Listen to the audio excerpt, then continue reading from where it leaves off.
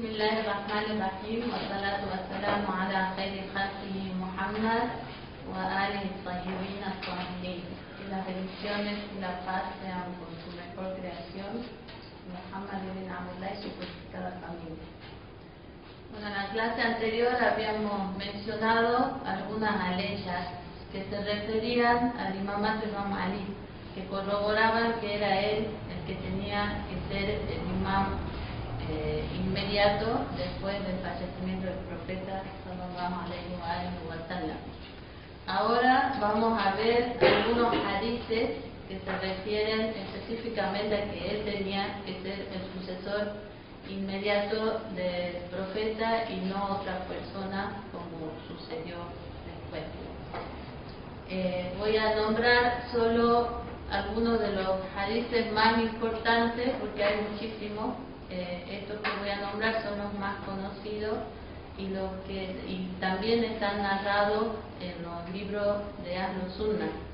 Los mismos hermanos de Ahlus Sunnah tienen más hadices también, pero esos son los más importantes. Y también han sido narrados en forma mutawatir, creo que ya explicaba antes que era mutawatir. Los hadices se los clasifican para saber el grado de autenticidad que tienen.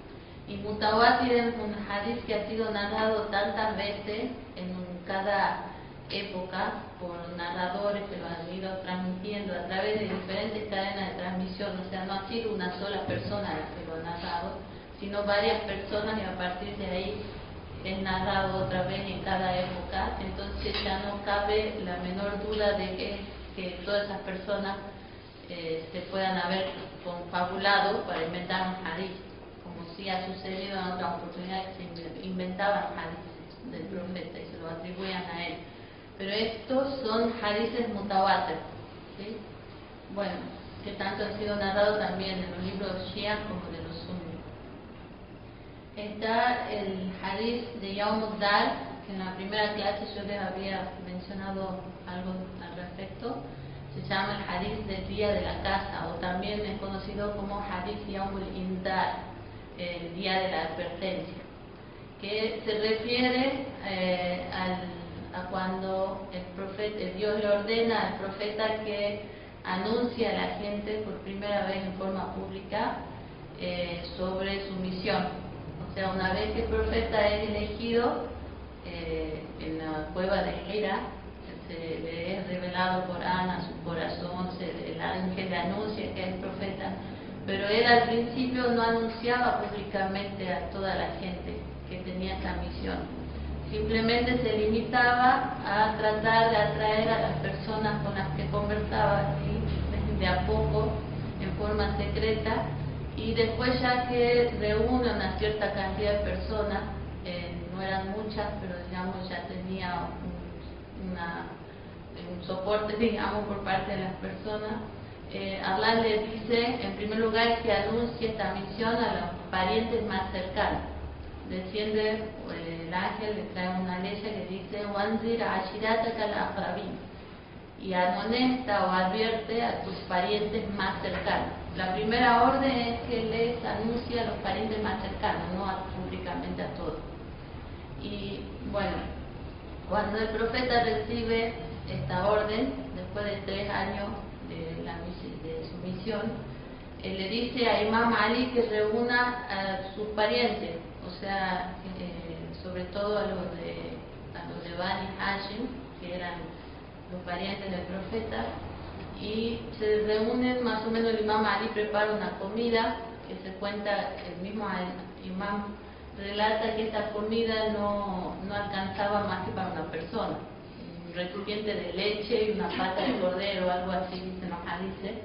Pero cuando se reúnen casi 40 personas, entre los que estaban Abu Talib, los tíos del profeta, Hamza, Abu Lahab y varios más, dicen que el profeta sopla sobre la comida y esta comida les alcanza a todos, al punto que Abu Lahab, el tío del profeta que murió siendo incrédulo y que incluso hay una ley, una sura del Corán que se refiere a él. ¿Cuál es? Tambat, la dice Tambat Yada Abu Lahab. Bueno, él empieza a decir que el profeta los ha embrujado a todos con eso, y empieza a burlarse y no lo deja hablar, desbarata la reunión al punto que al otro día tienen que otra vez Imam Ali preparar una comida, pasa lo mismo. Bueno, hay muchos detalles sobre este hadith y sobre todo el hadith, lo estoy tratando de hacer un poco compensado. Vuelve a indicar y ahí les anuncia, el profeta les dice que ha sido elegido por Dios y que les está trayendo lo mejor de este mundo y el otro. Y quién de ellos lo va a asistir en este asunto para que sea su sucesor, su albacea, su califa, su hermano. En árabe dice: فَأَيُّكُمْ يُؤَذِّرُنِي عَلَى هَذَا الْأَمْرِ, ¿quién de vosotros me asistirá en este asunto? عَلَى أَنْ يَكُونَ أَخِي وَوَصِيِّي وَخَلِيفَتِي فِيكُمْ, para que sea mi hermano, mi albacea o heredero y mi sucesor entre ustedes. Esto está registrado, esto que dice el profeta en los libros. Entonces nadie dice nada y el único que se levanta es Imam Ali y le dice: Ana ya Nabi Allah, o sea, yo soy el que te va a asistir en este asunto. Y bueno, se narran también otros hadices que el profeta le dice: se siente y otra vez vuelve a repetir como esperando que alguien diga algo. Y nada, esto pasa 3 veces hasta que al final el profeta le dice, bueno, que Inna hada akhi wa wasiyi wa khalifati fikum fasma'u lahu wa ati'u. Ciertamente lo agarra, dice, del cuello Imam Ali como mostrándole a la gente y les dice: ciertamente que este es mi hermano, mi heredero, mi califa o sucesor después de mí. Así que escúchenlo y obedezcan. Esto lo anuncia el profeta el mismo día que está anunciando primero el monoteísmo, ¿sí? Porque ellos eran politeístas, les habla de Dios, también les anuncia su propio profetismo, su propia profecía, que él es profeta, y también está anunciando el imamato, desde el primer día que anuncia la misión a la gente. Bueno, esto es al punto que se narra también que Abu Lahab, siempre burlándose, se reía de Abu Talib, que es el padre de Imam Ali, el tío del profeta, y le decía: te está ordenando que obedezcas a tu propio hijo. O sea, él lo toma a burla, pero digamos eso queda registrado en la historia, y de que el Imam Ali ha sido elegido desde el principio como el califa y sucesor del profeta. Y obviamente el profeta, como dice el Corán, "Ma yantiqu anil hawa", no habla por capricho, "in huwa illa wahyun yuha", dice el Corán, sino que todo lo que dice es una revelación que le ha sido inspirada. O sea, no es que el profeta está diciendo: bueno, ya que nadie me apoya, yo este es el único, y ya no. Lo que él dijo era porque tenía que decirlo, ¿sí? Bueno, otra de los hadices que hablan sobre que el Imam Ali era el sucesor, porque a lo largo de 23 años que dura la misión, en varias oportunidades el profeta lo decía. Esto es lo que ha quedado registrado, de lo que no hay duda y que se acepta por las dos partes. O sea, si vamos a ver lo que dicen los mismos hadices shia, hay muchísimo. Pero acá estamos viendo que las dos partes están corroborando, o sea, incluso los que no han aceptado al imam como sucesor inmediato. Después está el hadith de Manzila, ¿se acuerdan cuál era? Que ya lo había mencionado antes, el que hablaba de que tenía la misma posición que Aarón en relación a Moisés. ¿Cómo era la historia, se acuerdan? ¿En qué ocasión lo dice? Bueno, un ratito así que en el año 9 de la Égira, el profeta se ve obligado a dirigirse a Tabuk, era una zona en Sham, para enfrentarse con los bizantinos, ¿sí? Entonces él ya había establecido el gobierno en Medina y tenía que salir por un tiempo. Entonces, como había muchos hipócritas en Medina, muchos habían aceptado el Islam pero muchos, o sea, era simplemente porque no les quedaba otra. Toda la península arábiga se convierte, el profeta ya tiene mucho poder, entonces a muchos ya no les queda más que aparentemente aceptar el Islam. Pero realmente eran personas hipócritas, no todos, pero había muchos que estaban esperando cualquier oportunidad para derrocar a este gobierno islámico. Entonces cuando ven que el profeta iba a salir, iba a dejar Medina solo prácticamente con las mujeres y los niños, porque los hombres iban a la batalla, el profeta, Dios le dice que no tiene que partir a menos que deje a alguien de confianza, ¿sí? Que se quede a cargo. Entonces lo elige al Imam Ali. Y el Imam Ali acepta, pero después empiezan a burlarse de él, los hipócritas, empezar a decir que lo deja con las mujeres y los niños y no lo lleva a la batalla. Bueno, entonces eso era, digamos, un poco humillante para el Imam Ali, que había sido el que traía el triunfo en todas las batallas desde entonces para el Islam, y que hablen así de él. Bueno, la cuestión es que va y lo busca el profeta y le dice eso, me dejas con las mujeres y los niños. Y el profeta le dice este famoso hadith que dice: Amma tarda ya Ali, ¿acaso no te complace, oh Ali, antakuna minni bimanzilati Harun min Musa, que seas para mí, que tengas para mí la misma relación que tenía Aarón respecto a Moisés, illa annahu la nabiyyun ba'di, excepto que después de mí, o sea, cuando el profeta ya no esté, no habrá más profeta, ¿sí? Ni en ese momento, o sea, el Imam Ali tampoco era profeta, ¿sí? Ni ahí ni después de él. En cambio Aarón sí era profeta, ¿sí? Y también el sucesor también era profeta. No lo sabía esa. Sí, bueno, están viendo Moisés, los 10 mandamientos, y no es la imagen, no es la visión islámica, digamos. Son hermanos, era profeta. Lo que pasa es que acá lo muestran como alguien que no cree, prácticamente pobre, está sufriendo mucho, pero un profeta, por más sufrimiento que Dios le envíe, no duda de Dios, ¿sí? Para la visión islámica era así, ¿sí? Y bueno, y también es el sucesor, el hermano, todas esas características que mencionan los hadices que era el Imam Ali para el profeta. Por eso le aclara que tiene la misma posición, excepto la profecía. Por eso aclara eso, ¿sí? Entonces, bueno, incluso hay un hadith en el libro Musnad Ahmad ibn Hanbal, Ahmad ibn Hanbal, que les había dicho que era un sabio sunnita, que su libro, Musnad, es uno de los más, digamos, aceptados por Ahl-Sunnah, forma parte de los 6 hijab, de los libros más correctos que ellos tienen. Él, en el libro de él, dice que el profeta le dice a Imam Ali también: Innahu la yanbaghi, no es adecuado, an adhaba illa wa anta khalifati, que no es adecuado que yo me vaya a menos que tú seas mi califa aquí, o sea, me sucedas acá en esta cuestión. O sea, ha habido muchas oportunidades en que el profeta, o sea, el que quiera dudar de un hadith tiene un montón más. Ya es una cuestión de ser muy terco, decir y buscarle la vuelta, como hacen muchos, para decir no se estaba refiriendo a eso. Es verdad que tenemos hadith, pero estaba hablando de otras cosas.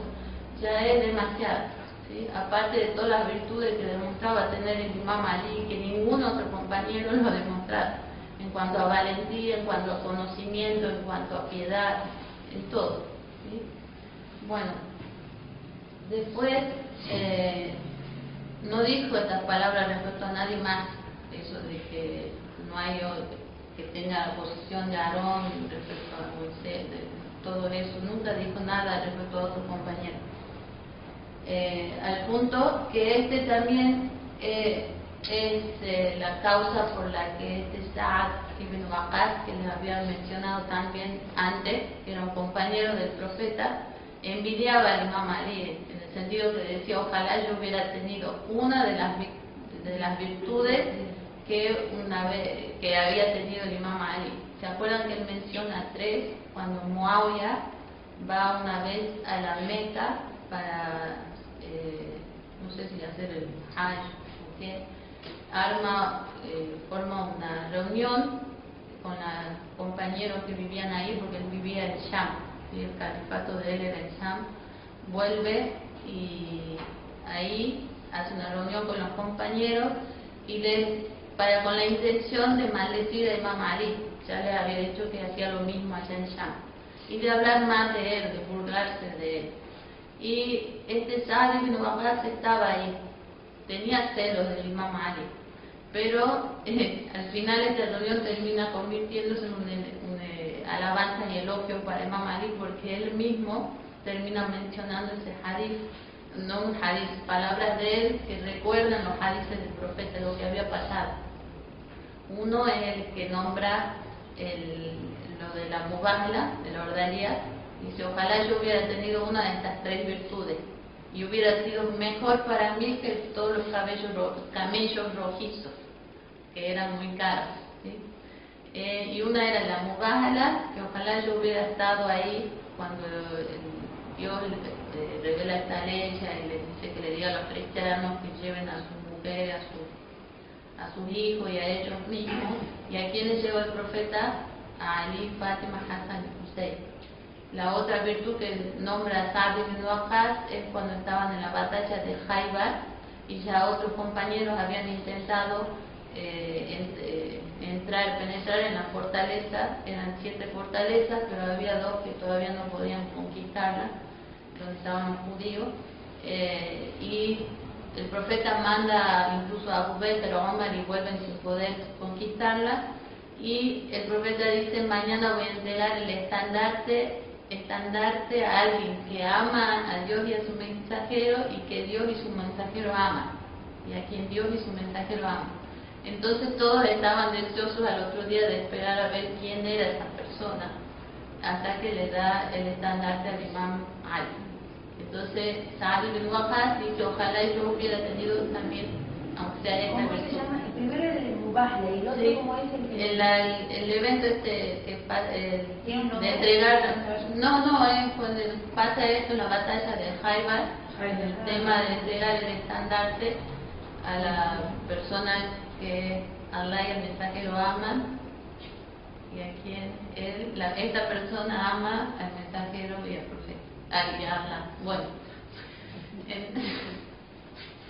y la otra cuestión que menciona Sa'd ibn Waqqas, la tercera virtud que envidiaba a Imam Ali, era la del hadith de Mantila, o sea, de la posición, ¿sí? Donde compara a Ali con Aarón. Bueno, y Aarón muere antes que Moisés, o sea, es el sucesor de él, era el califa de él, pero en vida, ¿sí? Porque después de su muerte se dice que el califa era Yusha ibn Nun, que tal vez sea que Oseía, que era el hijo de Nun, no sé quién es, ¿sí? No sé la versión cristiana, pero había un Yusha ibn Nun, hijo de Nun, que es el califa después de la muerte de Moisés. Aarón era Yusha ibn Nun. O sea, Aarón, sí. Entonces, Aarón es el sucesor mientras el Moisés está en vida. Por ejemplo, cuando se va al monte a recibir las tablas de la ley, es Aarón el que queda reemplazándolo, ¿sí?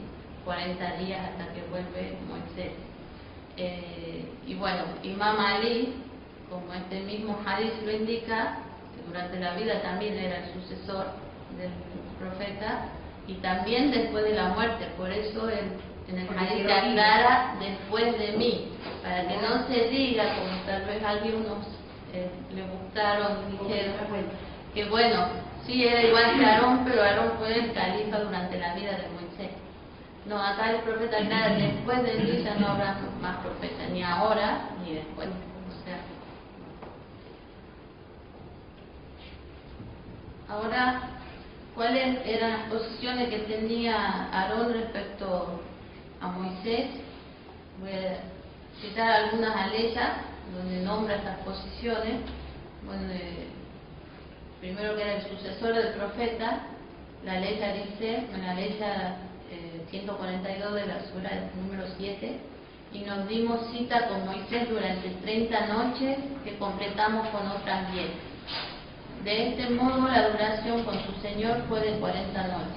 Y Moisés dijo a su hermano Aarón antes de subir: sé mi sucesor ante mi pueblo, obra bien y no sigas el camino de los corruptores.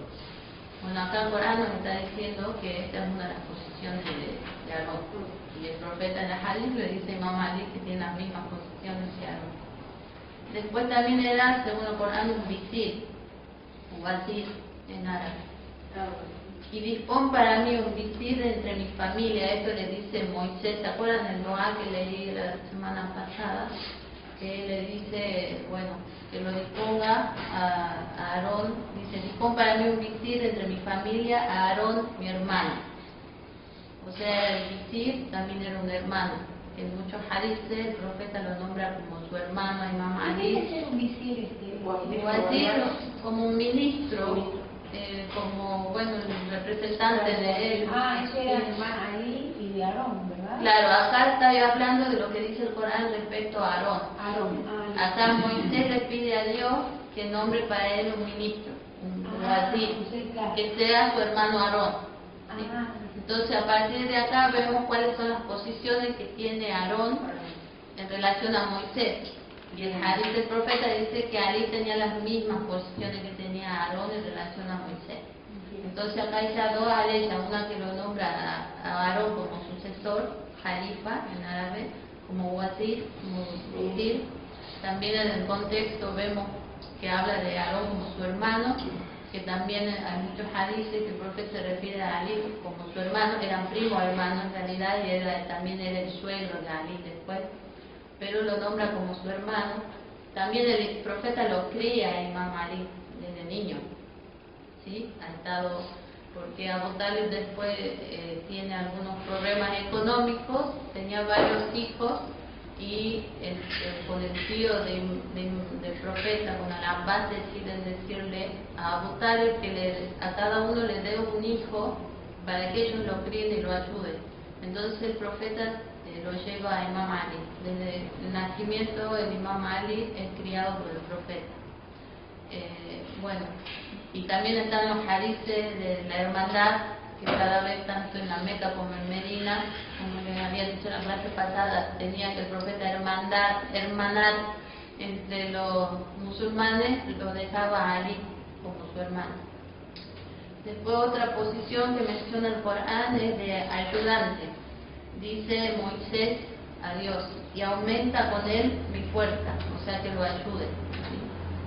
También un socio, y asóciales a mi tarea. Todo esto es parte de la súplica que hace Moisés a Dios, pidiéndole que ponga a Aarón como su socio, su ayudante, su visir, y Dios le dice también que es su califa. Bueno, y por supuesto está el tema de la obligación que la comunidad tenía de obedecerlo a Imam Ali también, porque no es cuestión de decir pongo un califa, pongo un socio que lo ayude y todo, pero que la gente no lo acepte y no lo ayude. Cuando Dios decide algo, la gente, los creyentes tienen que actuar en base a eso. O sea, de aquí deducimos también que la comunidad tenía la obligación de obedecerlo también a Aarón y por supuesto a Imam Ali. Bueno, el Imam Ali entonces el sucesor, el visir, el ayudante y el socio del profeta, que debía comunicar el mensaje que recibió el profeta en lugar de él.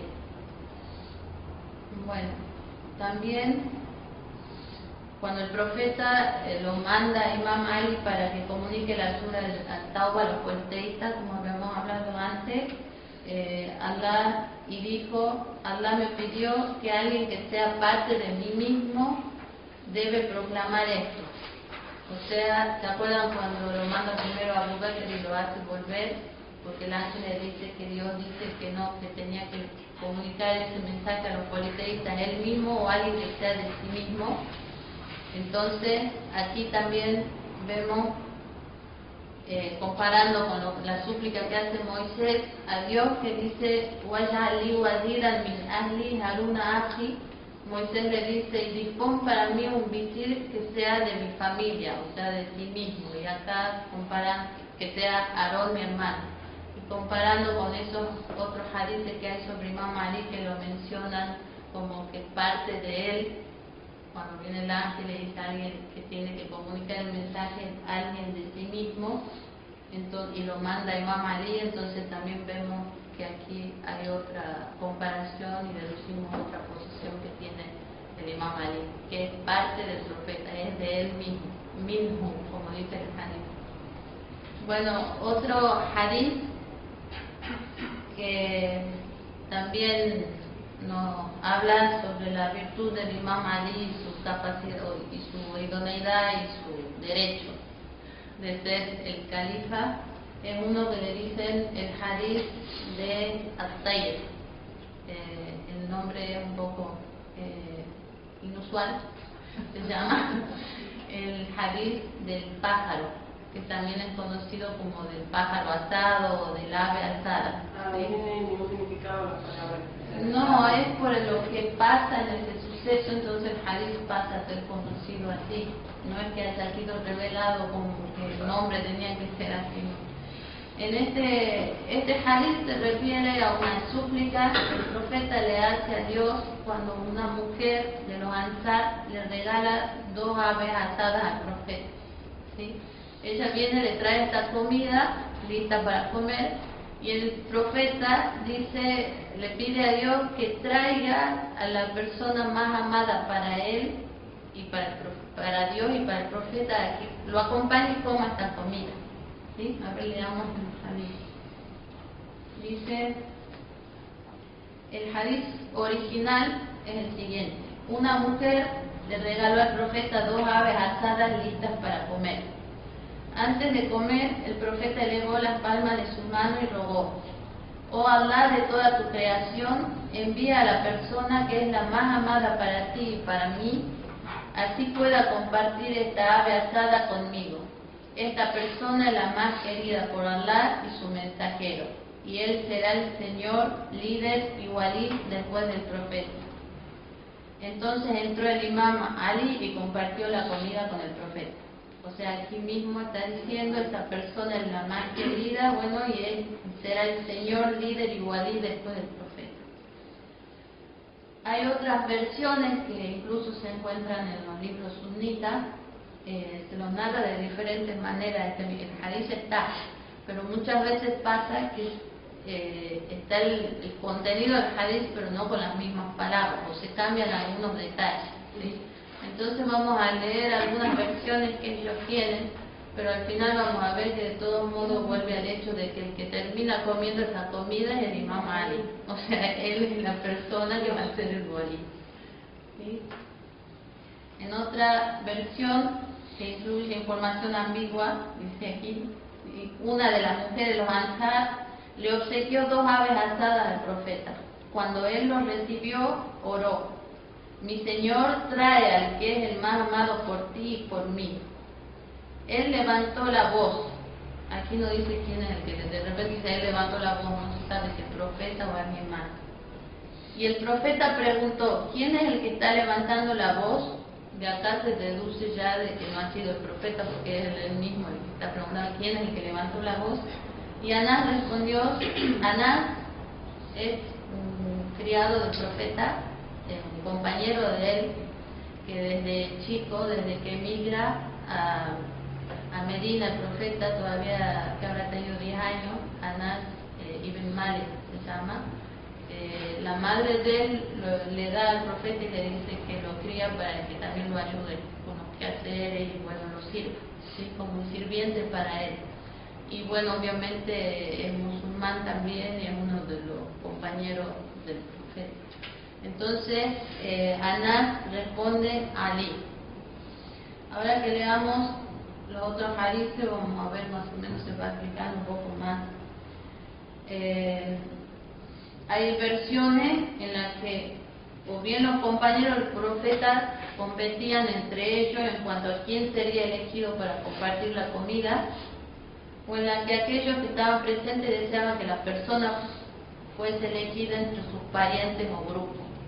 Porque dice que también, obviamente, estaban Hafsa, que era la hija de Omar, el segundo califa, que era esposa del profeta, era una de las esposas del profeta. También estaba Aisha, que era la hija del primer califa, Abu Bakr. Ellas siempre trataban de que cuando el profeta solicitaba a su más querida compañero o alguien, siempre trataban de que se esté refiriendo a Aisha, a su padre Abu Bakr, o Hafsa, a su padre Omar, y bueno, llamaban, y siempre eran un poco problemáticas ellas, y siempre complicando estas cuestiones, sobre todo cuando se trataba de Imam Ali. Bueno, no tenemos que hablar mal de las esposas del profeta, son el Mu'minin, como las nombra el Corán, pero, o sea, la madre de los creyentes, así las nombra el Corán a todas las esposas, pero obviamente no quiere decir esto que sean personas infalibles, sino se les debe un cierto respeto. Pero no por eso vamos a dejar de transmitir lo que cuenta la historia. Si vamos por eso, Aisha le hace una guerra al Imam Ali, ¿sí? Después de la muerte del profeta, que es la guerra, la batalla del camello, que es conocida, ¿sí? ¿Por qué es conocida como la batalla del camello? Porque ella se sube a un camello y va a la guerra del camello. Y bueno, eso ya lo dejamos por otras cuestiones.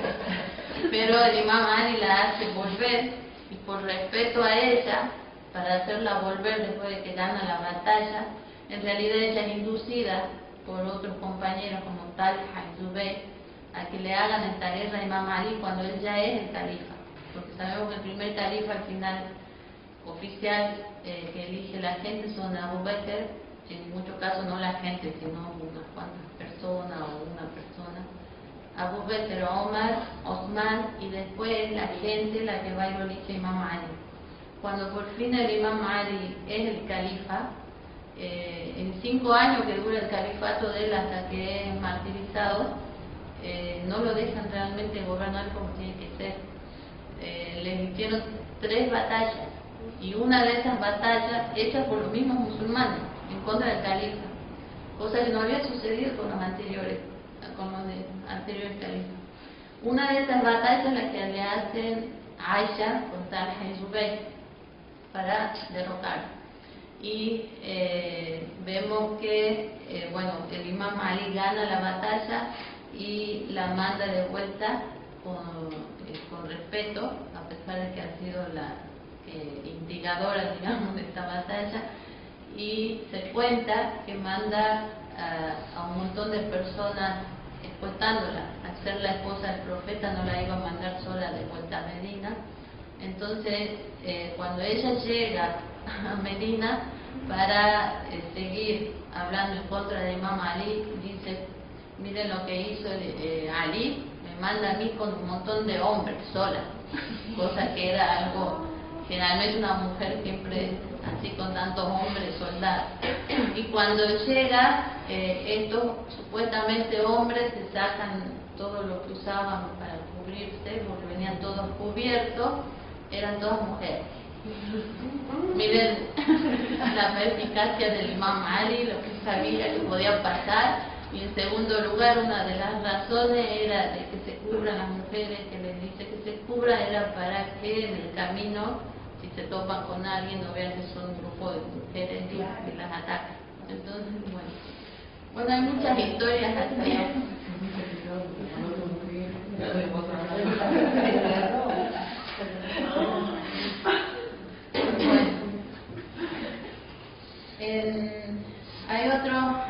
Aquí hay otras versiones del hadith, se narra también de esta manera. Dice: tan pronto, creo que esto, dice: tan pronto como el profeta recibió la comida y levantó las manos en súplica, alguien llamó a su puerta del profeta. Anas dijo, porque él era el sirviente que atendía la puerta, ¿sí? Yo le informé a Ali que el profeta estaba ocupado. O sea, el profeta hace esta súplica y el primero que toca la puerta, que es a quien el profeta estaba esperando, como respuesta a su súplica, que mande a la persona que es más amada y que va a ser el walí. Y Anás dice, yo le informé a Ali que el profeta estaba ocupado y que no aceptaría visitas por el momento. ¿Sí? Él sabiendo que el profeta estaba esperando a esta persona. El profeta continuó suplicando y cuando el imam Ali golpeó por segunda vez, Anás se lo impidió. Cuando el imam Ali fue una vez más, esta vez golpeando más duro, el profeta lo oyó y le preguntó a Anás quién era. Cuando Anás le informó, el profeta invitó a Ali a entrar y le dijo, le pedí a Allah 3 veces que me enviara a aquel que era el más amado por él y el más amado por mí para que comiera conmigo. El imam Ali dijo que él también había ido 3 veces a pesar de que Anás le había pedido que se fuera. Cuando el profeta le preguntó a Anás por qué había rechazado a Ali, dijo Anás, yo quería que alguien de mi propia gente fuese la respuesta a tu súplica.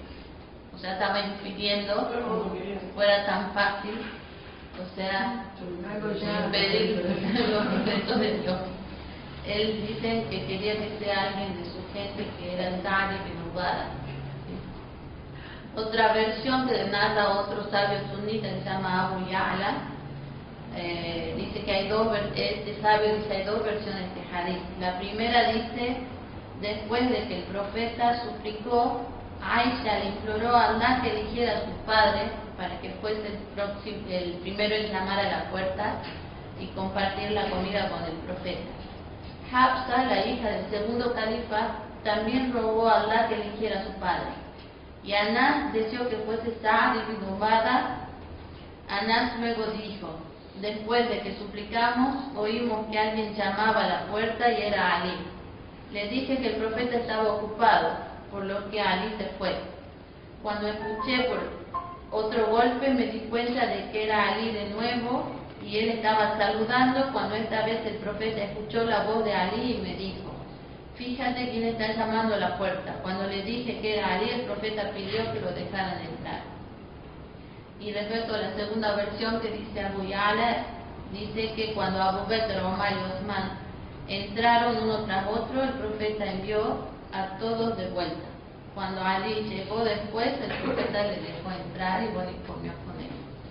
Bueno, son diferentes versiones de lo que ha pasado, puede haber habido una cosa y de otra, o sea, que los compañeros hayan querido que se han hecho, o sea, los que coman con él y ser merecedores de estas palabras del profeta, de que son las palabras de las personas más amadas por Dios y por el profeta y que sería el walí. Bueno. Acá creo que relata otra versión del hadith. Habla, bueno, dice que porque Anás quería que sea Sa'd ibn Ubadah y bueno, Anás no ha sido la única oportunidad en que ha tratado de evitar que Ali sea reconocido, lamentablemente, a pesar de que también era uno de los compañeros. Se cuenta que él obviamente ha estado en el día de Ghadir, cuando es revelada la ley que hemos hablado anteriormente, la del Tabligh, y años después, cuando ya el imam Ali era el califa y estaba en Kufa, les pide a unas personas reunidas ahí que les testifiquen quiénes de ellos habían escuchado el hadith de Ghadir, donde el profeta lo declaraba, lo designaba por parte de Dios como el califa inmediato. Y dicen que 12 personas se ponen de pie y testifican, y dicen sí, que yo he estado ahí, y el profeta dijo, Mahkuntu Maulá, Fahada Amin Maulá, ¿sí?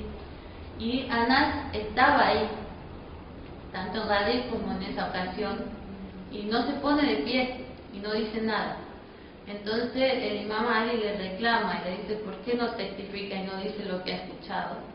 Y en esa época Anás tenía unos 50 años, más o menos, pero alega que ya está viejo, o sea, yo ya estoy vieja, o sea, estoy cerca de esa edad, y dice que ya está vieja, ella está viejo y no se acuerda,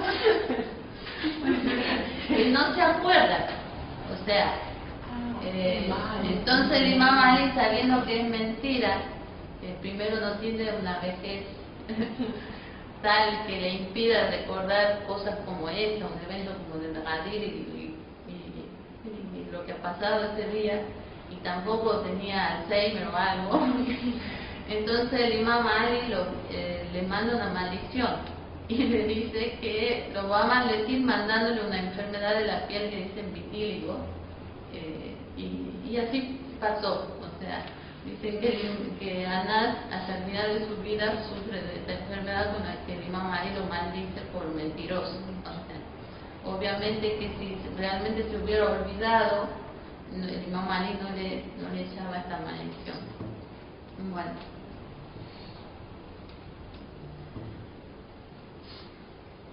La otra tradición, el hadith que se menciona aquí, es nuevamente el hadith de Ghadir, que ya lo habíamos mencionado antes, pero dentro de las evidencias del Corán, o sea, de las aleyas que se mencionan respecto al Imam Ali.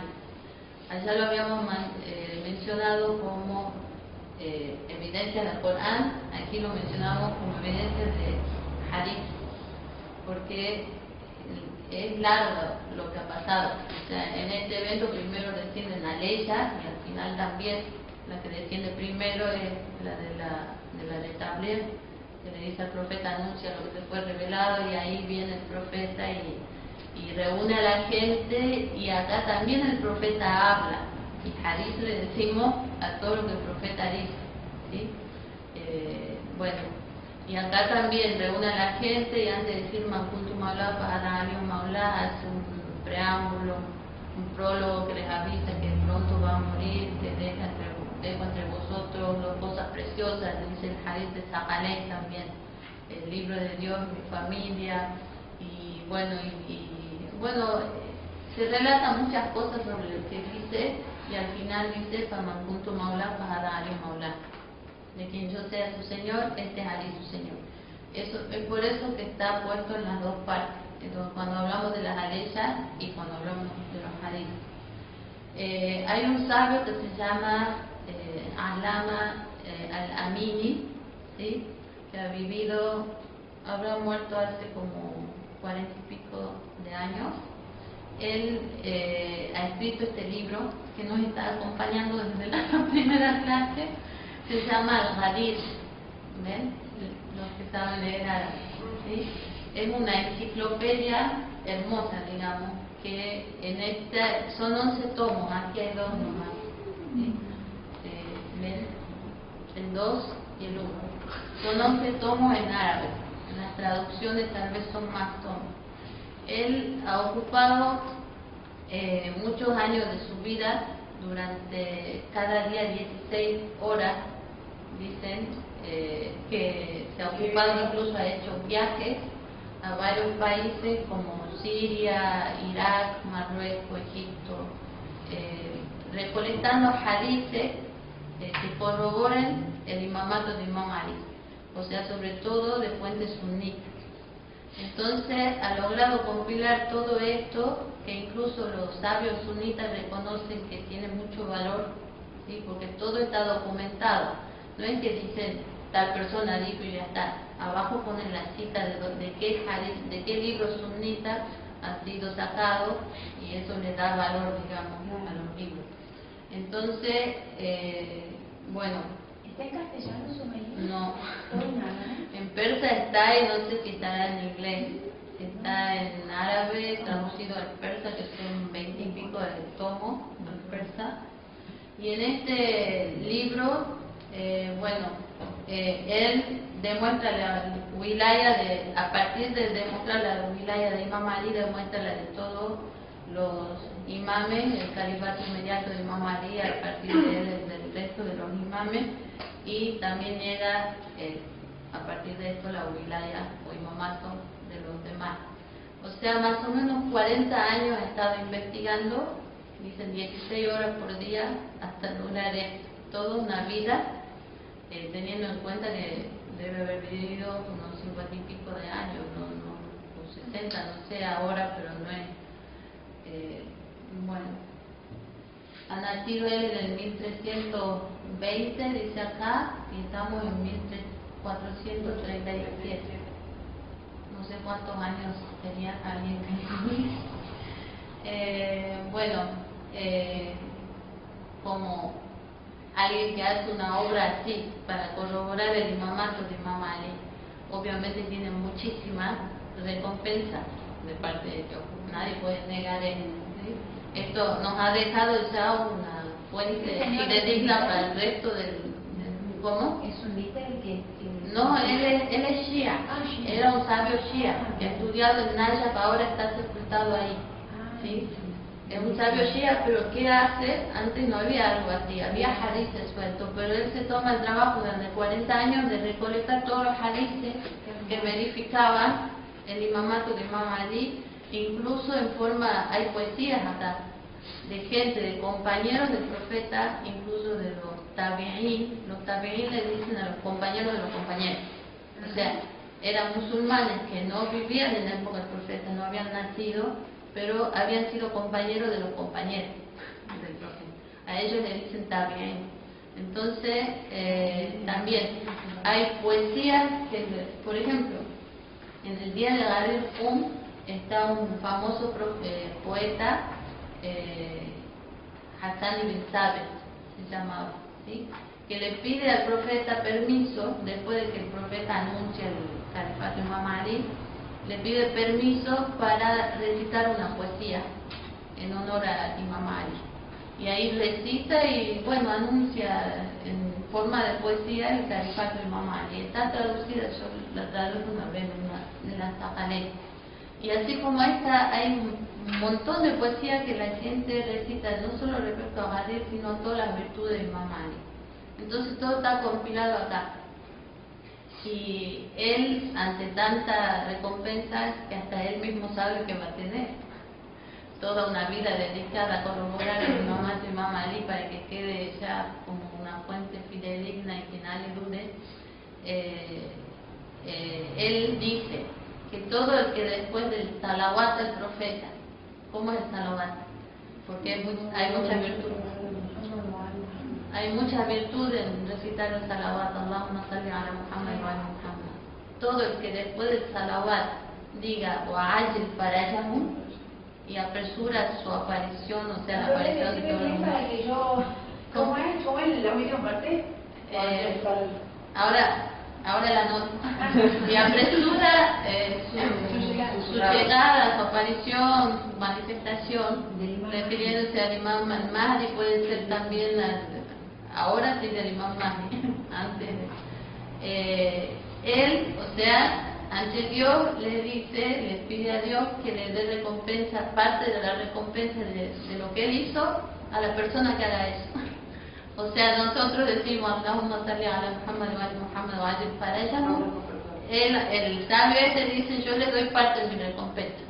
O sea, era tan bueno que incluso deja de lado su recompensa para darle a los que suplican a Dios para que Dios mande rápido al Imam Mahdi. Bueno, esos son sabios y creyentes. Ese es Al-Amini. Al-Amin. Bueno, ¿querés que te hagan? Te anoten.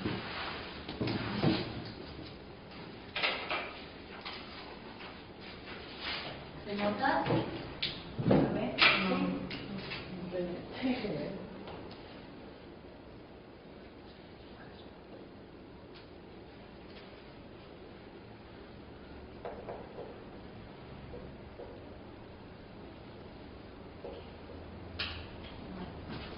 De por sí decir el salawat al profeta, Allahumma salli ala Muhammad wa ala Muhammad, tiene mucha virtud en toda oportunidad que uno pueda repetirle, tiene mucha recompensa. Hay una cuestión que tal vez no la sepan, pero los musulmanes acostumbran cada vez que se menciona al profeta, se dice el nombre Muhammad, refiriéndose a él. Por ejemplo, yo estoy hablando y lo que escuchan inmediatamente dicen Allahumma salli ala Muhammad wa ala Muhammad. Por eso, cuando inician un discurso o algo y dicen, por ejemplo, lo que dije hoy, ¿cómo comencé hoy? Bueno, uno siempre manda, alaba a Dios y manda bendiciones al profeta, ¿sí? Por ejemplo, dicen wassalatu wassalamu ala khairil khalqihi Muhammad y hacen una pausa. ¿Por qué? El que dice eso. Porque la gente cuando escucha el nombre dice Allahumma salli ala Muhammad wa ala Muhammad. Igual. Así que a partir de ahora digan. Bueno, hay costumbres lindas entre los musulmanes que eso, digamos, hace al espíritu de la comunidad. Por ejemplo, en Irán, que me ha tocado estar, cuando uno sube a un avión, bueno, ya cuando aterriza, como la mayoría son musulmanes, también dicen eso. O sea, al aterrizar, en vez de aplaudir como hacen acá, dicen Allahumma salli ala Muhammad wa ala Muhammad. Y bueno, realmente es emocionante que los musulmanes siempre estén con ese espíritu, o sea, los vuelve creyentes, constantemente pensando en Dios y en lo inmaculado. Bueno, esto respecto al hadith de Ghadir ya más o menos saben, ¿sí? Este sabio dice que ha investigado en 10.000 libros, que ha leído desde la Bada de Bismillah hasta la Ta de que terminó en árabe Tamam o Atmamtu o cosa, todo eso viene de la palabra Tamam, digamos. Lo ha leído con precisión, ha leído 10.000 libros, ¿sí? Detalladamente. Y aparte como 100.000 tratados y otras cuestiones. Y encima lo has leído consciente. O sea, claro, por eso él consciente. dice estos 10.000 libros con precisión, o sea, analizándolos desde el Bada de Bismillah hasta el final. O sea, ¿Quién lo ha leído 10.000 libros? el sabio que de Amani.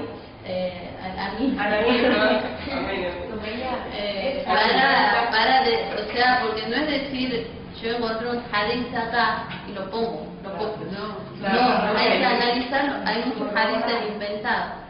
Él como sabio ha estudiado, o sea, por ejemplo, hay un Rijal, es una ciencia que estudia a las personas que narran los hadiths para saber si era confiable o no. Hay un montón de cosas. Hay que saber sobre el idioma primero, sobre la historia, sobre las personas que narran los hadiths, sobre jurisprudencia. Todo hay que saber y analizar. Por eso no es decir voy acá encontré un libro, un hadith, lo copio acá, lo copio, no. Es analizar, investigar y hacer deducciones, ¿sí? Lógica. Porque uno puede decir cualquier deducción que no tenga lógica y se contradiga también con el Corán o los mismos hadith.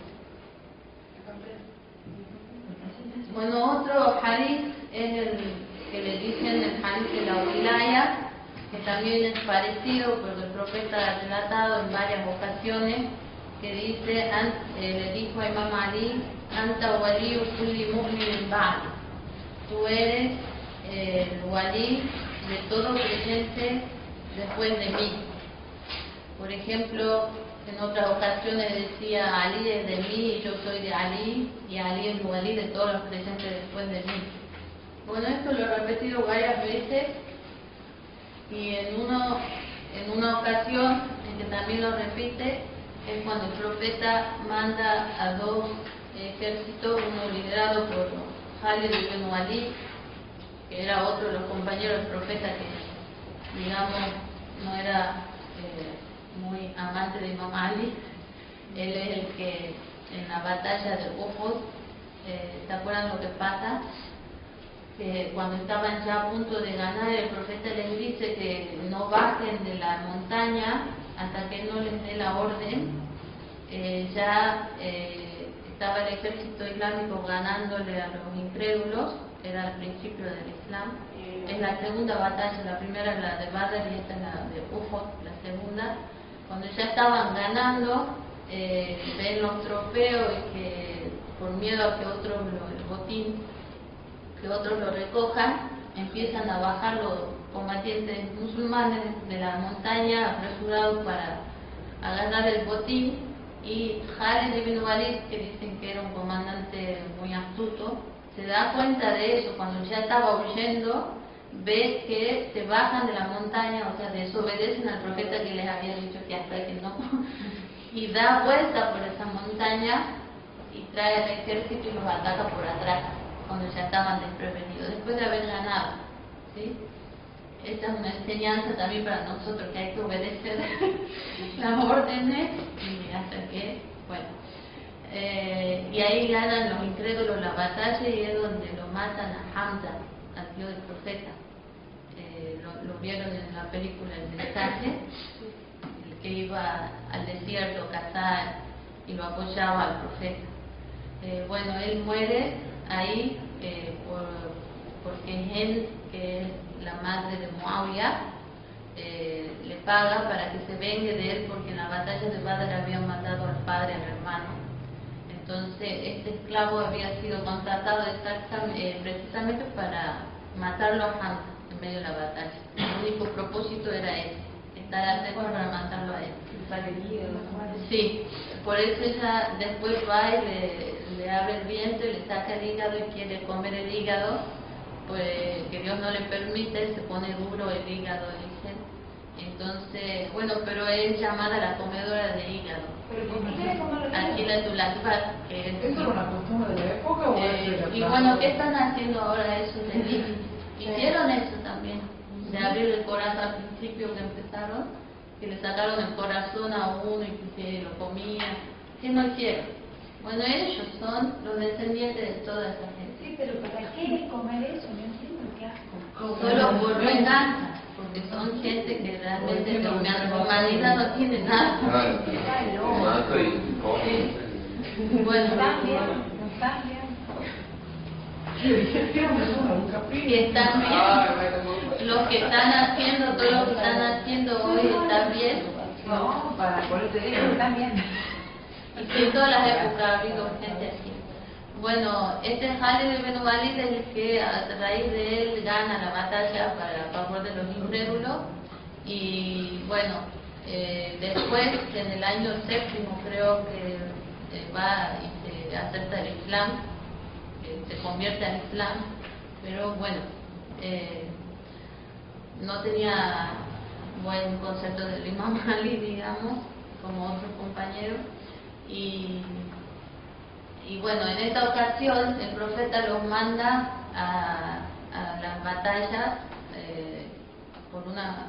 los manda en dos ejércitos, comandado uno por Imam Ali, otro por Khalid ibn Walid, y el profeta les dice que si surgiera la batalla el comandante iba a ser el Imam Ali. Pasa esto, los combaten donde el Imam Ali era el comandante, y al final cuando ya llega la hora de dividir el botín de guerra, que le corresponde, según el Corán, bueno, a los musulmanes, los que han combatido, como pago por lo que hacen, el Imam Ali saca una parte, el quinto, que es para el profeta, que habíamos dicho el Homs, ¿sí? Que habíamos hablado de eso. Le corresponde al profeta, que él decide, bueno, qué se hace con eso, una parte para él, los descendientes de él, y otra parte él decide en qué se gasta.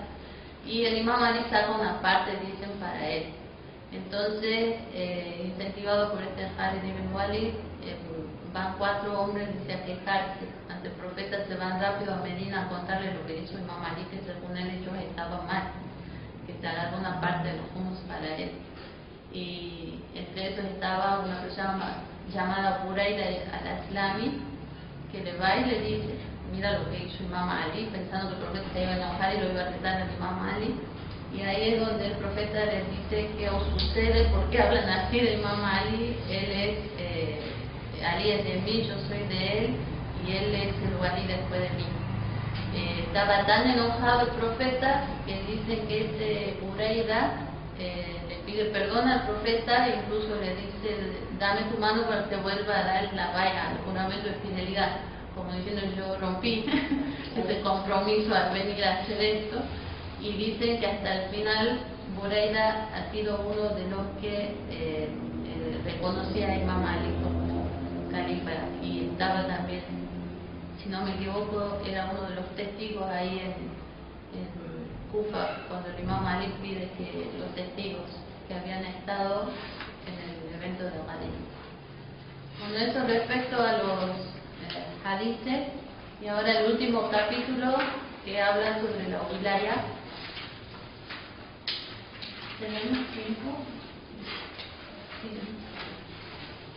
Bueno, la palabra wilaya, wali, maula, aula, todas derivan de lo mismo.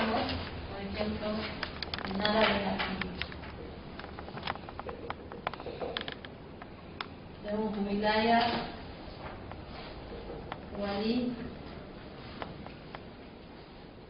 maula, todo eso hemos ido mencionando en los hadices y en las anexas.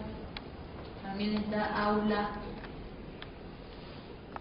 Si ven, todos tienen las mismas letras, es porque en árabe todo, a partir de la raíz de una palabra, se derivan otras, ¿sí? Cambia un poco el significado, pero siempre dentro del mismo significado. Wilaya, ven acá, el waw, el alef y el ya. El waw, el alef y el ya. El waw, el alef y el ya. Todos derivan más o menos de la misma, ¿sí? Y estos han sido usados, todas esas palabras y otras más que también derivan de la palabra, de la raíz walaya, waula y ya, han sido usados muchas veces en el Corán. Originalmente se refiere a algo que viene después de algo más sin ningún intervalo, ¿sí? Por ejemplo, la frase árabe waliya hada daka significa esto ha venido inmediatamente después de aquello. Es por eso que esta palabra también se utiliza para casos, para significar proximidad y cercanía. Entonces, a partir de ese significado original, que se refiere a aspectos materiales, el término se expande para incluir otros significados también abstractos o inmateriales. Y cuando la wilaya se expande, se extiende a estos significados inmateriales y abstractos, también significa asistir, ayudar, dirigir o actuar como patrón, jefe y señor de alguien. Tiene mucho significado en realidad la palabra. Pero en general tiene dos. Uno es ayudar, asistir y auxiliar, y el otro dirigir, gobernar y tener el control o los dominios de algo. El primer significado, respecto a ese primer significado que es ayudar, asistir y auxiliar, tenemos al sabio Fakhr Razi, que es un sabio sunita, que tiene un libro que se llama Tafsir al-Kabir, que es un libro de exégesis coránica, y ahí él explica más o menos respecto al primer significado y pone de ejemplo la ley que dice والمؤمنين والمؤمنون والمؤمنات بعضهم أولياء من بعض. Dice, los creyentes y las creyentes, algunos son awliya, en plural de wali, ¿sí? Unos de otros. Son amigos leales o camaradas, sería camarada, es más que compañero, camarada es algo así que se tratan con amistad y confianza, o sea, hay un tipo de lealtad ahí, ¿sí? Ordenan lo que está bien y prohíben lo que está mal, los creyentes y las creyentes. Hacen el salat, dan el zakat y obedecen a Allah y a su mensajero.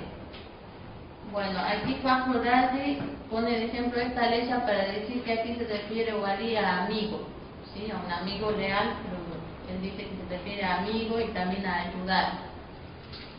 Dice, wali se refiere a un creyente que ayuda a otro creyente y viceversa. La relación es recíproca. Ellos son amigos leales uno del otro sobre una base mutua. Respecto al segundo significado, otra vez Fakhr Razi menciona que wali puede referirse a un superior o a alguien que se hace cargo de algo o de alguien. Y esto se asemeja más a las definiciones que nosotros damos cuando nos referimos a alguien como wali. No que es un amigo, como dicen algunos, que reconocen y todos los hadices que donde el profeta habla sobre Ali como wali, pero ellos dicen que acá está diciendo que Ali es amigo de él, cosa que no tiene mucho sentido por el contexto de los sucesos. Después dice, desde un punto de vista jurisprudencial, por ejemplo, se requiere el permiso de un walí para que una señorita pueda casarse. Por ejemplo, el padre también es walí de sus hijos. Sí, es como el que tiene la tutoría, la parte de potestad o algo. Si acá da el ejemplo de casarse. En el Islam, una chica, una señorita, digamos, ya no una mujer adulta que ya se casó, no, necesita el permiso del padre para que ese casamiento sea legal, ¿sí? Si no está de acuerdo, de alguna manera convencerlo o algo, pero digamos que estaría correcto cuando el padre es el que da el permiso. Entonces pone el ejemplo aquí, walí, como que alguien que está a cargo del otro. También hay una ley que habla sobre este significado de walí, dice ciertamente que son vuestro walí, Allah, su mensajero y los creyentes que hacen el salat y dan el zakat mientras están inclinados. Este es otro ejemplo de alguien que está a cargo de otro y que tiene una potestad o una tutela. Después está el sabio, esto hablaba este sabio sunita que es Fajr. Hay otro sabio que se llama Ayatollah Motahari, que es un sabio iraní que ha muerto a comienzos de la revolución de Irán.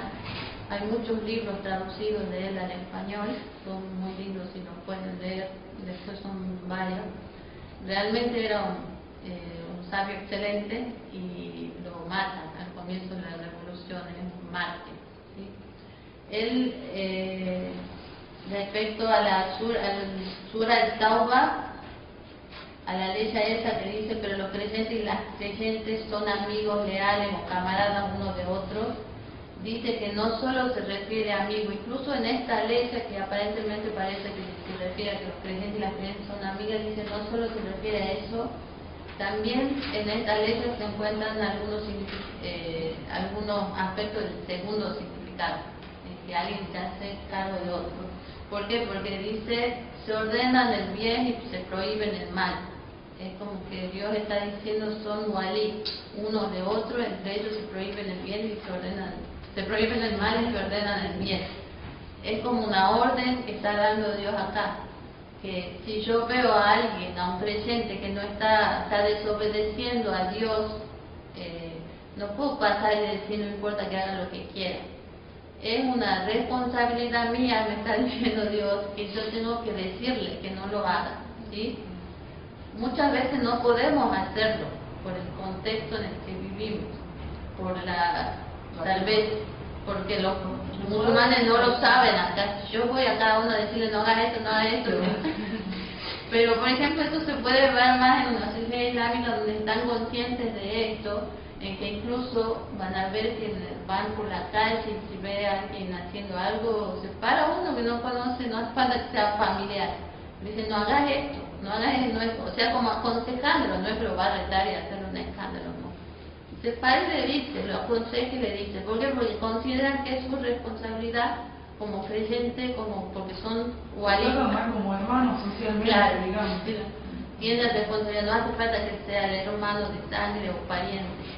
Sino a cualquier musulmán que yo veo tengo la responsabilidad de decirle, especialmente a alguien que está más, que sabe más o que actúa más tal vez, porque si viene uno que no hace nada y te viene y te reta, ¿vos qué estás haciendo? O sea, bueno, ¿vos por qué no estás ayunando?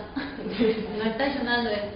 Entonces, tiene más superioridad alguien que lo está haciendo a que vaya a dar, se consiga hacer en todos los aspectos de las prohibiciones de Dios, bueno, y en cuanto a hacer el bien. No solo se refiere a ayunar, a hacer salat o cosas así, sino a simplemente tirar un papel en la calle o cosas así, decirle no lo hagas. Pero se toma la mano esa persona porque a veces le entienden, se cree que... Claro, por eso digo, hay que ver primero. Primero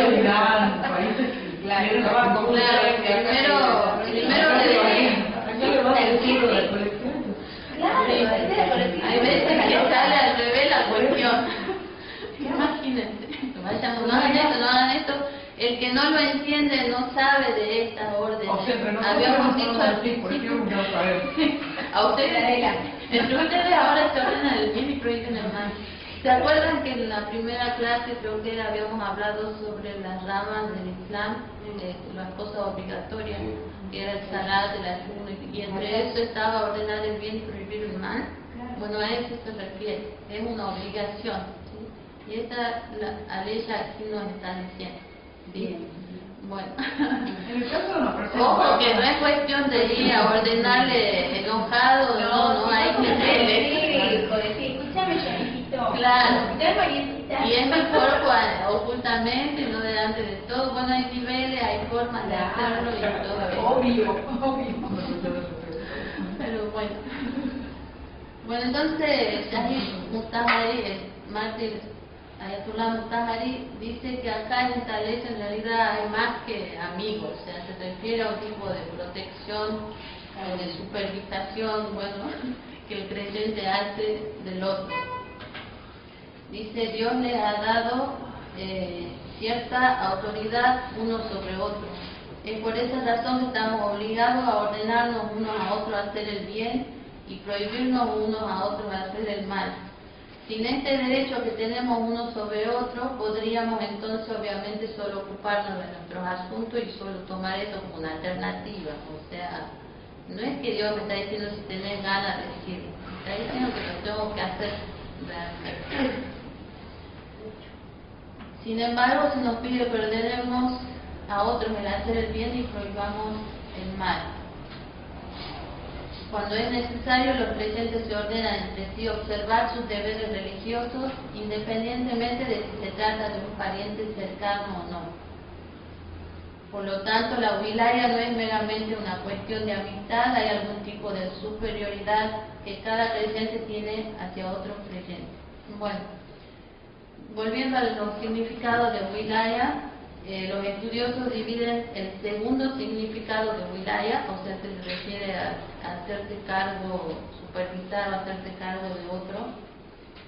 A ese lo dividen en dos tipos de wilaya: la wilaya tashri'iyya, que le dicen que es la wilaya en la legislación, y la wilaya takwiniyya, que es la wilaya generativa, la traduce y se refiere en cuanto a la creación.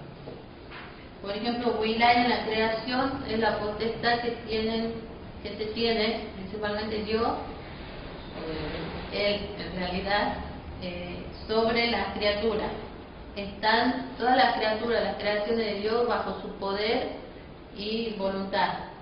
Todos los cambios que pudieran sufrir estas personas o permanencia aquí en este mundo, y todo lo que suceda a estas criaturas, dependen de Dios. Y la wilaya en la legislación sería que legislar, ordenar y prohibir también todo eso le compete a Dios, ¿sí? Esos son los dos tipos de wilaya respecto al segundo significado que habíamos dado. ¿Es la ley natural, la legislación?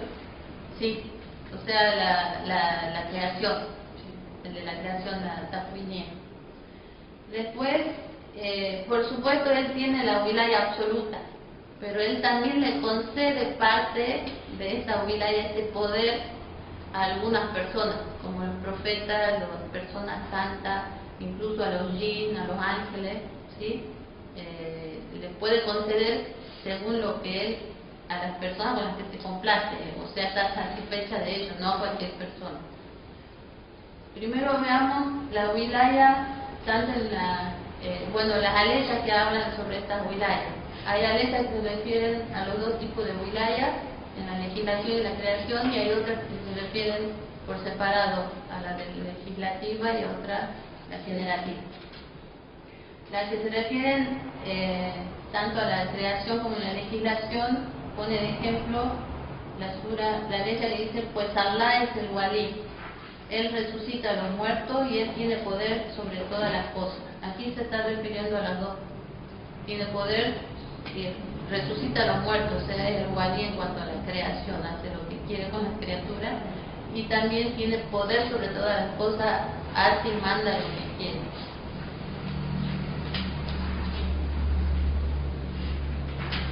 Bueno, Aquí esta ley se refiere a los dos tipos de potestad que afirma que Dios es el único patrón, señor y tutor verdadero e independiente. Cualquier otra potestad o señorío deberían proceder de su potestad y señorío, al igual que los espejos se limitan a reflejar la luz de una bombilla y no pueden realmente emitir luz por sí mismos. O sea, vemos, aquí está diciendo que el Wali absoluto es Dios, y todo aquel a quien Él decide darle esa parte de esa wilaya y poder es realmente como un espejo, está reflejando la luz de un foco que emite luz. Ese espejo no está emitiendo luz por sí mismo, ¿sí? Sino que solo está reflejando. Esa es la autoridad que tienen los profetas y los imames, porque hay muchos que pueden decir que entonces un politeísmo, una asociación, decir que un imam o un profeta pueden hacer lo que quieran, ¿sí? Pero nosotros decimos que hacen lo que Dios les permite hacer, no es que ellos deciden y ya. Ellos tienen conocimiento de lo oculto, pero cuando Dios decide darles ese conocimiento, no es que cualquier cosa saben cómo es Dios, sino no habría diferencia entre Dios y el Dios, ¿sí? Pero muchos, critican a los shias, así que dicen que le están dando poder a los imames y eso es haram. No, los imames tenían realmente un poder increíble, una sabiduría, sabían de lo oculto, hicieron muchos portentos, los profetas también, como vamos a leer después, hay leyes donde habla sobre lo que hicieron algunas personas en la época de Salomón, Jesús, Abraham, todo, pero eso es porque Dios les permite hacerlo, no es que ellos deciden y pueden hacerlo cuando quieren. Y lo mismo pasa con los padres, Dios les da un tipo de wilaya a los padres, a los sabios, por ejemplo, un tipo de autoridad sobre los demás, ¿sí? Bueno, la wilaya en cuanto a legislación, aquí da un ejemplo y menciona la ley que dice: cuando Allah y su mensajero han decidido un asunto, ni el creyente ni la creyente tienen ya opción en ese asunto. Quien desobedece a Allah y a su mensajero está evidentemente extraviado. O sea, si Dios viene y nos dice que hay que rezar, que hay que ayunar, que yo no puedo decir, no, yo decido que no es así. Cuando Dios y el profeta han decidido un asunto, ya ni el creyente ni la creyente, aclara bien nadie, tiene opción sobre ese asunto. Así yo le estoy dando esos ejemplos, pero sobre todo, ¿sí? Es posible que uno decide no actuar sobre eso. En ese sentido yo sería una creyente débil. Pero ya, no es lo mismo decir es mentira. Dios no dice eso, ¿sí? Eso ya hay diferencia ahí, ¿sí? Bueno, esta wilaya la tienen Dios y el profeta, y quien desobedece a Allah dice está evidentemente extraviado. Y esto pueden algunos decir que es una dictadura, dice acá, como Dios decide, el profeta, y hay que hacer eso. No es lo mismo que otro dictador que realmente no tiene el conocimiento que tiene Dios o el profeta o la capacidad en ningún sentido, y que viene y nos ordena hacer sí o sí algo. Si ellos lo ordenan, si Dios y el profeta lo ordenan, porque realmente nos beneficia, no a ellos, sino a nosotros, ¿sí? Por eso está diciendo hagan esto y esto es lo que tienen que hacer sí o sí, porque realmente la verdad, como dice acá, nos beneficia. Bueno, después está la wilaya en la creación, que cita una ley: tú eres mi wali, que Yusuf, el profeta Yusuf le dice: tú eres mi wali en la vida de acá y en la otra, haz que cuando muera lo haga sometido a ti y me reúna con los justos. Acá dice que se está refiriendo solo a la wilaya en la creación y no en la legislación, porque está hablando de la otra vida, que ahí no hay legislación, obviamente. Es aquí en esta vida donde hay una sharia o ley de la religión, y acá significa de todos los asuntos, o sea, su vida, existencia, felicidad, abundancia, enfermedad, están en la mano de Dios, tanto en este mundo como en el próximo. Aquí está dando ejemplo de wilaya en la creación.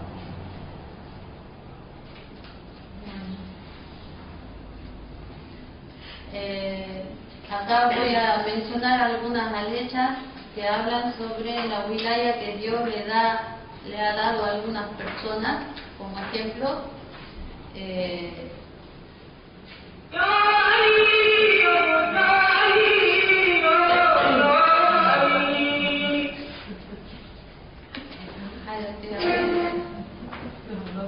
bueno, un poco tarde. Dios le da a una persona un tipo de wilaya, por ejemplo, menciona algunas aleyas de la sura Naml, las hormigas, y relata sobre lo que pasó en la época del rey Salomón, que era un profeta, Suleimán, que tenía mucho poder y riqueza, y bueno, relata lo que pasa con la reina de Saba. ¿Han escuchado alguna vez la historia de la reina de Saba?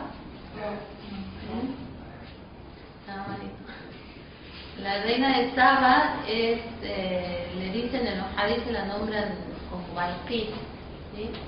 Pero en la sura Naml se relata la historia. Bueno, yo le hago resumida, porque es interesante también, aunque no viene solo una parte, digamos, lo que estamos tratando, es que en la época de Salomón, que decía que tenía mucho poder, riqueza, incluso Dios le concede el poder de hablar con los animales.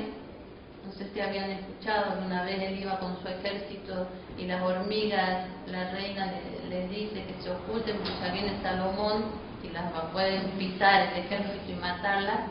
Y Suleimán la escucha, el Corán relata esto, ¿no? Ni siquiera Hadith. La escucha y le dice que por qué tenía miedo, que él ni su ejército le iban a hacer nada. Bueno, tiene una conversación. Entre eso también hablaba con las aves, y había muchas aves que lo obedecían a él. Está el famoso Hudhud, que es nombre del Corán, la bulbilla.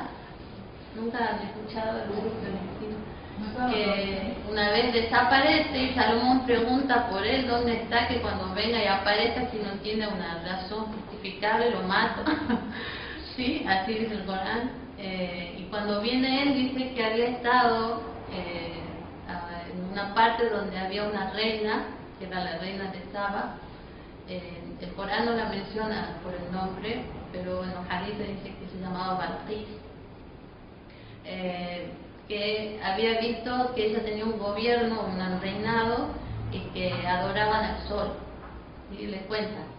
Y que entonces Salomón manda a gente a ver si era verdad y que los invite, le manda con el mismo Hudhud, con la misma bulbilla, le manda una carta que es donde él dice Bismillahirrahmanirrahim, Bismillahirrahmanirrahim, Ada min Suleimán, no me acuerdo bien cómo es la letra, pero le manda una carta invitándola a someterse a Dios, ¿sí? Eran idólatras. Entonces ella en primer lugar se asusta. Bueno, volviendo al tema del Bismillah, ¿cuántas Bismillah hay en el Corán? 114. Y hay una sura, Pero hay Pero hay otra. otra que es entonces la 9. sí, empieza así Bismillah. ¿Y cómo son 114 entonces? Sí, hay una que tiene dos bis. Hay una sura que ¿Cuál es? Ah, La que acabo de decir. Le manda el mensaje Suleimán, o sea, la sura Tauba no comienza con Claro, eso no Bismillah, tiene. pero se compensan los 114 porque en la sura Naml, ahí cuando Suleimán le manda esta carta a la reina de Saba, comienza así, Bismillah o Bismillahirrahmanirrahim, creo que algo así bueno, le manda con el pájaro, lo suelta y cae el mensaje a la reina. Ella le dice a su gente, a sus consejeros qué tienen que hacer, y ellos le dicen que ataquen, y ella tiene miedo porque dice que todo rey con poder que ataca una ciudad la destruye. Bueno, se ve que era muy sapiente la mujer, entonces decide mandarle un regalo para ver la cuestión, y ella dice, tal vez si él acepta este regalo, es alguien interesado, no es un profeta no lo aceptaría, bueno, para probar. Cuando le mandan el regalo, él lo manda de vuelta, y enojado y le dice o se someten o los ataco. Entonces ella decide ir por sí misma hasta allá y hablar con él y ver la situación y tratar de calmar las cosas. Y entonces mientras Suleimán se entera que está viniendo, le dice a su gente quién puede traerle el trono de Balqis, ¿sí? Para que ella cuando llegue lo vea ahí. Dicen que lo deforman, le hacen unos cambios para ver si ella era tan sapiente y tenía la capacidad de ser reina, si discernía, si se daba cuenta de las cosas o era así nomás. Bueno, hay una cuestión ahí. Y cuando él dice eso, aquí está la ley que trata sobre eso, que les pide a quién puede traerlo al trono. Entonces, primero contesta un jin, uno de los genios, que era medio astuto, que él puede traer ese trono antes de que Suleimán se ponga de pie.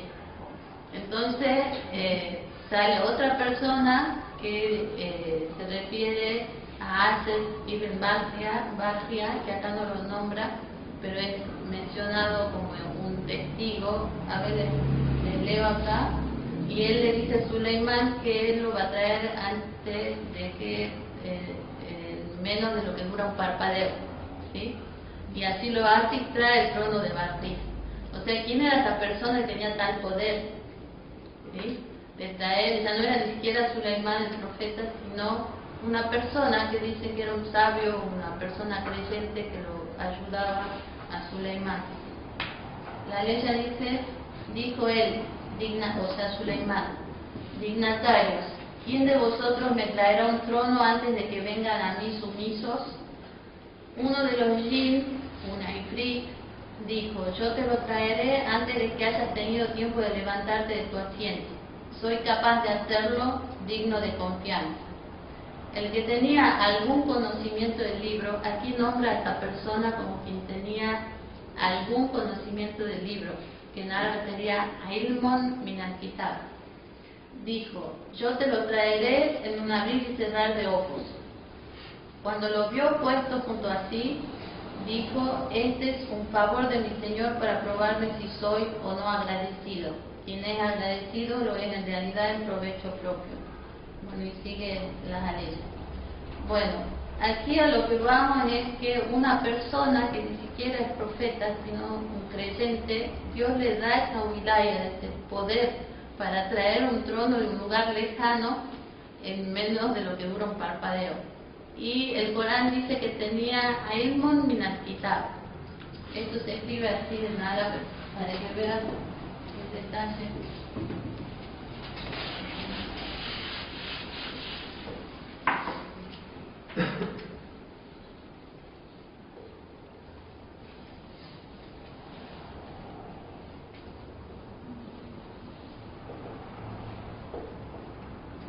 Bueno, Ilmun, esto está indicando que es un cierto conocimiento, algún conocimiento, está indeterminado. Tal vez no todos sepan gramática y no entiendan, pero en forma general les escribo ahora la diferencia respecto a otra frase que dice el Corán refiriéndose a Imam Ali, que después les voy a leer, la ley está más abajo, y que cuando se refiere está hablando del profeta y después habla también de un testigo que tiene, ahí ya lo menciona como que tiene Ilmul Kitab. Acá dice Ilmun min al-Kitab, alguno cierto conocimiento del libro, y acá dice que este otro, el Imam Ali, dice que tiene Ilmul Kitab, todo el conocimiento del libro, el conocimiento del libro. Entonces a lo que vamos, primero acá estamos hablando del poder de la wilaya, que le transfiere algo de su wilaya a personas como profetas, imames y personas santas, Dios, y narra esto, que una persona que tiene solo algún conocimiento del libro es capaz de traer un trono, ¿sí?, de otra parte en menos de lo que dura un parpadeo. Entonces, ¿qué es lo que podrá hacer alguien que tiene todo el conocimiento del libro? ¿Sí? Entonces, bueno, hay muchos hadices que hablan sobre esto. Aquí está la ley que dice, los incrédulos dicen, Dios le está hablando al profeta, tú no has sido enviado por Dios. Di, Alá basta como testigo entre vosotros y yo, y quien tiene el conocimiento del libro. O sea, también es un testigo aquel que tiene el conocimiento del libro y que obviamente vivía en la misma época del profeta, porque Alá le está diciendo al profeta que yo, vos y el que tiene el conocimiento del libro bastan como testigo. Y bueno, hay muchos hadiths que hablan sobre el conocimiento que tenía el Imam Ali, que el profeta siempre decía que era el que más conocimiento tenía de su comunidad después de él. También el famoso hadith, Ana Madina Tulainu Ali Babu, yo soy la ciudad del conocimiento y Ali es su puerta. Sobre esto hay mucho, ¿sí? Sobre el conocimiento de Imam Ali, que era el más sabio de toda su comunidad, y a quién más se va a estar refiriendo la ley si no es él. Por supuesto hay hadith y exégetas que corroboran esto que se está refiriendo al Imam Ali. Bueno, otro ejemplo de cómo Dios le da a wilaya a algunas personas de las que en él está complacido, está el profeta Jesús, que hay muchas aleyas que se refieren a los milagros que hacía Jesús, como revivir los muertos y curar a los enfermos y todo, que generalmente uno le atribuye esto a Jesús, uno dice Jesús revivió un muerto, pero en realidad no es Jesús, él lo hizo, pero con permiso de Dios. Sin eso no podría haberlo hecho, porque dice el papel de los profetas no es cuando realizan los milagros no es solo suplicar para que Dios lo haga, eso lo podemos hacer nosotros. Yo cuando quiero, hay personas enfermas por ejemplo, terminales, entonces lo único que me queda es suplicar a Dios a ver si Él hace un milagro, cuando Él decide. Por supuesto hay veces cuando Dios decreta que no, pero hay veces que sí puede pasar un milagro, entonces uno puede hacerlo, pedirle a Dios que Él haga eso, pero en este caso es el mismo profeta el que hace eso. Dice la ley, y Él será un mensajero para los hijos de Israel y dirá, os he traído un signo que viene de vuestro Señor, voy a crear para vosotros de la arcilla a modo de pájaros. Entonces soplaré en ellos y con permiso de Allah se convertirán en pájaros. Con permiso de Allah, vuelve a repetir siempre que es con permiso de Allah, no que Él tiene el poder por sí solo. Curaré al ciego de nacimiento y al leproso y resucitaré a los muertos. Os informaré de lo que coméis y de lo que almacenáis en vuestras casas. Ciertamente tenéis en ello un signo si es que sois creyentes. Bueno, acá no solo Jesús suplica a Dios para que haga un pájaro, sino que Él mismo lo hace. Y eso con la wilaya que Dios le da. Después está el ejemplo del profeta Abraham también, cuando Abraham le dice que Señor, muéstrame cómo devuelves la vida a los muertos. Hay una ley del Corán donde Abraham le pide eso. Y Dios le dice, si acaso no cree que eso va a pasar. Y Abraham dice sí, que sí cree, pero quiere ver para que se tranquilice y dice, para que mi corazón se sosiegue, ya se incremente la fe, porque el fe ya tenía, ¿sí? Pero en realidad lo que le está pidiendo no es que le muestre a ver si en verdad van a resucitar los muertos o cómo puede pasar eso, como dudando. Él ya tenía fe. Es distinto al caso de Usaid, por ejemplo, que también relata el Corán, de cuando pasa por un pueblo y ve un montón de gente muerta y dice Usaid, que dicen que es el profeta Jeremías por las características, cómo Dios va a resucitar todo esto el día de la resurrección, y Dios lo hace dormir, morir. En realidad 100 años, ¿han escuchado esa historia? Bueno, una historia que está en el Corán, y Dios lo hace morir 100 años y después 100 años lo resucita. Así le demuestra que eso puede suceder, y lo resucita él primero, y al lado ve el burro de él, y primero le pregunta a él cuánto tiempo has estado así, y él dice un día o medio día, pensando que se había dormido, y después ve los huesos del mismo burro de él, del asno, no sé, y Dios le dice que no, que lo había hecho morir 100 años y lo resucitó. aquí Uzair no hace nada, simplemente observa cómo se resucitan los muertos. En cambio, Abraham le pide él hacerlo. Por eso Dios le quiere él hacerlo y ver cómo se hace eso. Entonces, ya termino. Dios le dice que corte un ave, bueno, les leo la derecha. Dice, entonces coge 4 aves y despedázala, luego pone en cada montaña un pedazo de ellas y llámalas. Acudirán así rápidamente. Sabe que Allah es poderoso, sabe. Bueno, entonces los profetas, los jinn, los ángeles y todo esto, los que poseen conocimiento del libro, pueden desempeñar un rol en la ejecución de ciertos asuntos mundanos, y por supuesto los imames también pueden hacer esto, como hemos visto. Bueno, si alguien tiene un conocimiento del libro puede hacerlo con más razón el imam designado por Dios. Eso sí, hay una diferencia entre el hecho de que algunos puedan creer que los imames o los profetas tienen conocimiento de todo, como les había dicho antes. No es así, sino con permiso de Dios. Y aquí les leo un hadith de Ammar al-Tabati, que le pregunta al imam Sadiq si los imames conocen lo oculto. Y el imam Sadiq le responde no, pero cuando los imames quieren conocer lo oculto, Allah les informa de ello. Bueno, aquí ya, de acuerdo a los hadiths y las aleyas, el conocimiento de lo oculto pertenece solo a Allah, como dice otra aleya, y nadie en la tierra ni en la tierra conoce lo oculto fuera de Allah. Pero bueno, nadie tiene acceso al mismo, con excepción de los siervos de Allah, con quienes Él está complacido, como los profetas y los imanes. Bueno, wa akhiru da'wana alhamdulillahi rabbil alamin.